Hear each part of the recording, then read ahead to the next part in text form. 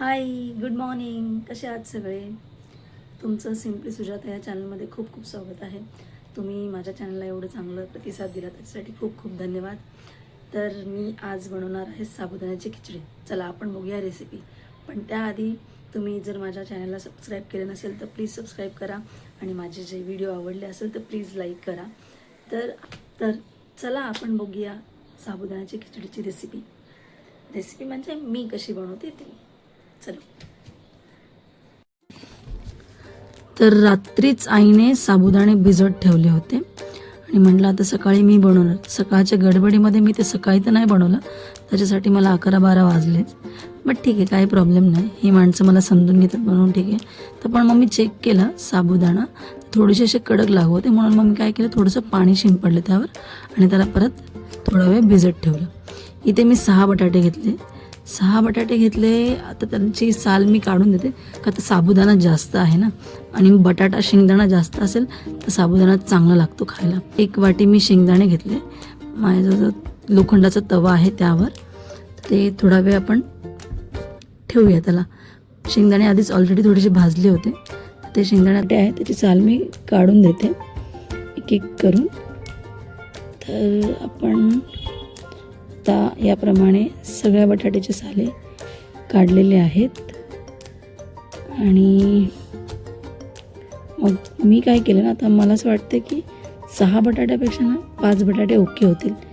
ठीक आहे ना. मग मी 1 बटाटा सोडून दिला आणि 5 बटाटे याला स्वच्छ पाण्यात धुवून घेतलं चांगल्या पद्धतीने. आणि मग ते पाणी फेकून मी परत दुसरं पाणी घेतलं आणि या बटाट्याचे असे छोटे छोटे छोटे छोटे असे तुकडे केले, म्हणजे बटाट्याला कापून घेतला. सहसा म्हणजे कोणी मोठं ठेवतं कोणी छोटं ठेवतं, पण मला असे थोडे पातळ आणि छोट्या साईजमध्ये बटाटे कापलेले आवडतात. सो मग मी हे असे कापून घेते.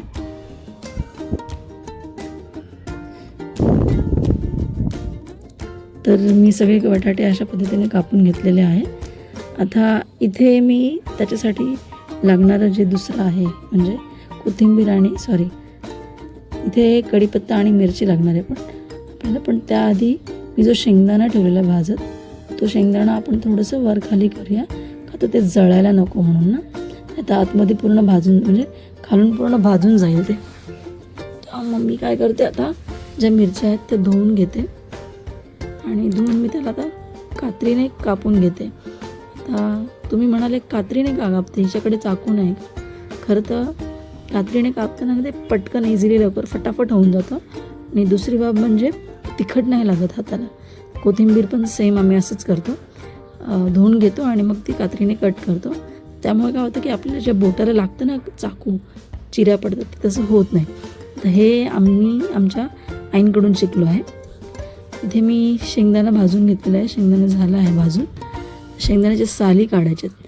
आपण इतर वेळेला काय करतो, शेंगदाण्याची साल अशा पद्धतीने सोलतो आणि मग पूर्ण सोलून झालं की मग ती साली काढायचा प्रयत्न करतो. तर कसं काढतो, ते असं काढतो बरोबर. असं न काढता काय करायचं माहिती का, म्हणजे ही पण पद्धत आम्ही आईकडूनच शिकलो आहे. हे जे झारा जे काय आपण म्हणतो पुरी ज्याच्याने आपण तळतो ते घ्यायचं आणि त्यात शेंगदाणे तुम्हाला जेवढे आहे तेवढे घ्या आणि त्याला चाळा. जसं आपण चाळणीने पीठ वगैरे चाळतो तसं चाळायचं. त्याने काय होतं की सगळे जे साली आहेत फुंकर मारून सगळीकडे उडून देतो ना, मग ते सगळीकडे राहतं. जसं लसणाचं पण सेम आहे. तर त्या 2-3 पद्धती आम्ही आईकडूनच शिकलो आहे आमच्या. तर हे असं मी आता एक एक करून शेंगदाण्याचे जे साली आहेत त्या काढून घेते. हे बघा झालं आहे माझं. तर कचरा पण झाला नाही, म्हणजे माझा किचन ओटा पण ठीक आहे, एवढं काही खराब नाही झालं. त्याच्यामुळे आता सगळीकडे मी पसरून ठेवलं असतं. तर मी काय केलं, आता एक कंटेनरमध्ये ती जी साल आहे ती सगळी काढून घेते. तर काय होतं की तुम्ही पण अशा पद्धतीने इझिली करू शकता. इझी म्हणजे काही नाही आहे, फक्त ते होऊन जातं खरं तर. मग मी अशा पद्धतीने साल काढून घेतली आणि आता शेंगदाणे मिक्सरच्या भांड्यात टाकते, का आता आपल्याला ते वाटायचे. असे थोडेसे असं पीठ नाही करायचं, दरदरा असं वाटायचं आपल्याला. तर मग मी शेंगदाणे थोडे वाटून घेते, उलट्या साईडने फिरवते. उलट्या साईडने फिरवलं की पटकन एकच आहे, 1 किंवा 2 वेळा आपण फिरू शकतो. तर त्यानुसार कसे शेंगदाणे एकदम असे बारीक नाही होणार, थोडेसे असे अख्खे अर्धे राहतात. त्याने काय साबुदाणा थोडंसं असं चांगलं वाटतं, दाताखाली आलं शेंगदाणा तर चांगलं आहे. मग मी घेतली कढई, त्या कढईत आपण टाकूया. कढई घेतली मी, इथे बाजूला मी ना चिनूचं बॉटल ना हे करायला स्टरलाइज करायला ठेवलं होतं आणि मी तसंच ते हात लावलं उचलायचं तर गरम होतं ते म्हणून.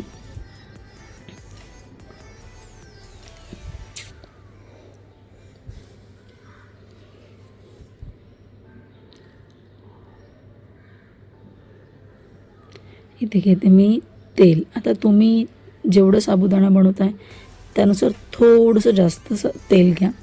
आता नाही तर मग ते सुक्कं सुक्कं लागतं, असं एकदम तेल कमी असलं ना तर सगळं अशी सुक्कं होऊन जातं. तर मी काय करते, पहिले जे बटाटे मी कापले होते ते बटाटे मी तेलामध्ये फ्राय करते.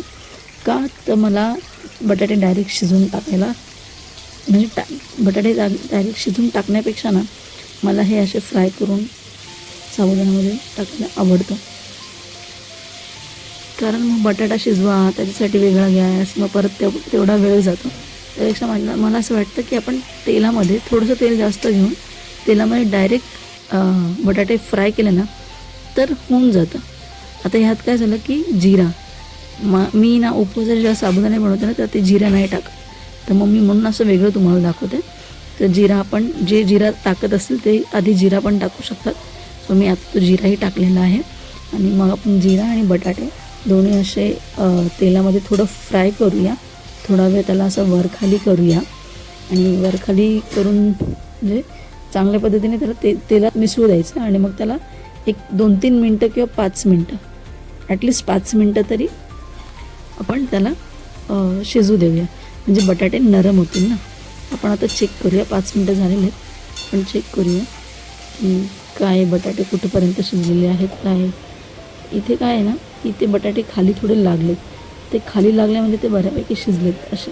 मग मी कट करून दाखवते. 1-2 बटाटा असा कट होतोय का, होतोय, कट होते म्हणजे इकडचे तर होतात. आपण त्या कॉर्नरचे बघूया, तिकडले पण बटाटे कट होत आहेत म्हणजे बऱ्यापैकी ॲटली 80% ना बटाटे असं शिजलं पाहिजे. सो तो शिजलेले आहेत बटाटे बरोबर.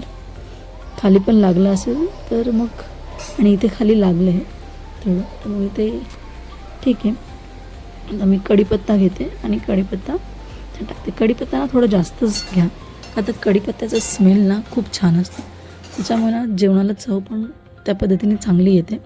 तर मग मी कढीपत्ता टाकला आणि आता मिरच्या ज्या आहेत, ज्या मी 6 मिरच्यांचे कटिंग करून घेतले होते त्या 6 मिरच्या मी टाकून देते.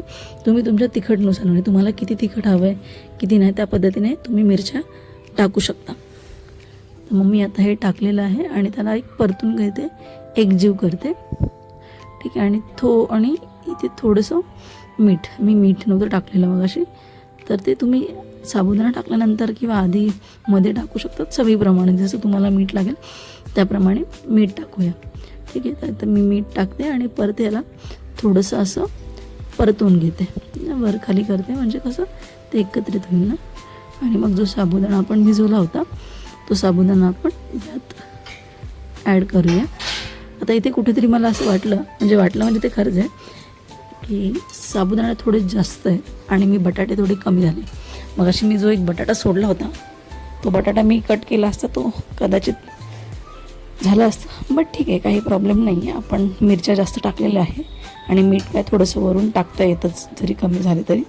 तर त्याप्रमाणे आपण हे सगळं काही जे मिश्रण आहे आपलं, बटाटे त्यानंतर साबुदाणा मिरच्या कढीपत्ता, ते आपण एकजीव करूया आणि बऱ्यापैकी त्याला असं वरखाली करून एकजीव करून ते घेऊया आणि मग 5 मिनटं परत थोडा वेळ आपण याला झाकून ठेवूया ठीक आहे. तर झाकून ठेवल्यानंतर परत आपल्याला चेक करायचं आहे की साबुदाणे जे आहेत ते नरम झालेत का.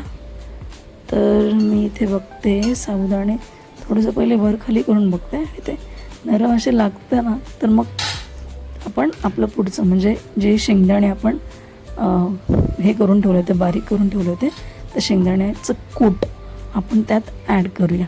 मी पूर्ण कूट नाही टाकत आहे, मी थोडं ठेवते आहे का तर मला ना नंतर असं, तर हे थोडंसं आधी मी टाकलं तर ते पूर्ण मिक्स व्हावं म्हणून मी बऱ्यापैकी आधी टाकून दिले. आणि थोडं मी ठेवते का तर मला वरून ते असं चांगलं दिसावं आणि चांगलं परत तोंडाला दाताला लागावं असं, म्हणून मी असं थोडंसं वेगळं काढून ठेवले. आणि ते मी शेवटी परत टाकणार आहे. आता परत आपण चेक करूया. ते एक शेंगदाण्याची साल पडली होती, सो मी ती काढली बाजूला. ते पण चेक करूया खाली लागले का.